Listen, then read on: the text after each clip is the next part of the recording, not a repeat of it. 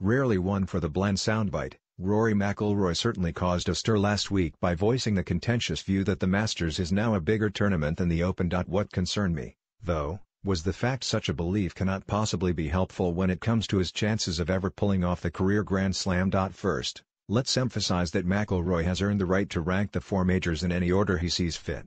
Sure, his opinion must have caused some consternation at the Royal and Ancient, not to mention among many British golf fans. It is one thing for a top American to hold those opinions, but the best player in Europe? Think about it this way, though. Imagine if you were in McIlroy's position and the Masters was the major you were missing to join a truly select club, the one you were asked about for 8 months continuously from the moment the final putt drops at the USPGA in August to the coming of the blessed rite of spring the following April. Wouldn't you start to think the Masters had leapfrogged the claret jug and made its way to the top of the pile?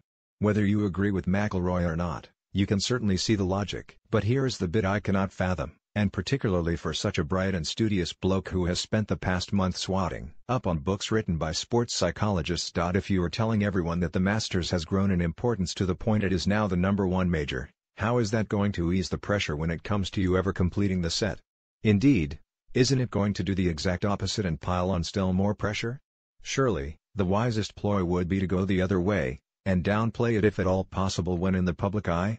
One thing we can all agree on is it is all in the mind as to whether McIlroy will complete the Grand Slam or not. There is no disputing his game is good enough to win several green jackets, not just one. But can he think clearly on the final day and cope sufficiently with such a difficult set of suffocating circumstances? To that end, what happened on the final day this year did not inspire confidence, and neither does his elevating the status of the Masters. All too often on the PGA Tour they shy away from grouping the top players together, but not this week at the Players' Championship, which will feature every one of the world's top 50.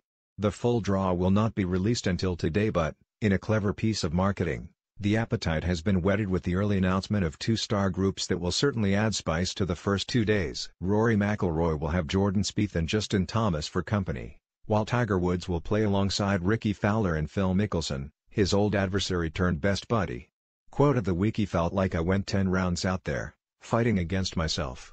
I didn't drive it very well and my iron play wasn't great either, but I had a really good day on and around the greens." Europe and America's finest have dominated the golf landscape for the past few years, but, after a couple of fallow seasons, it seems that Australian Jason Day is now ready to rejoin the elite after claiming his second title of the season in North Carolina on Sunday. If you can win when you have not got your best stuff, it augurs well for a summer where the 30-year-old Day should be contending in the majors once more. Of the last 17 to have been contested, Day is the only one to break the Euro-US stranglehold with his USPGA Championship victory in 2015. The next time you are berating yourself for not following a good performance in the medal with another one a week later, consider the example of American Bryce Garnett.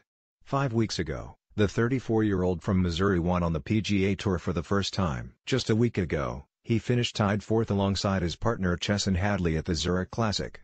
On Sunday, in the final round of the Wells Fargo Championship, he shot 88, including a back 9 played in 47 shots that featured 3 sixes and was topped off by an 8 at the 18th. Second to last was the defending champion Brian Harman, who shot 81. That makes you feel a little better about your own modest efforts, doesn't it? When it comes to bringing someone down to earth, golf is brutal.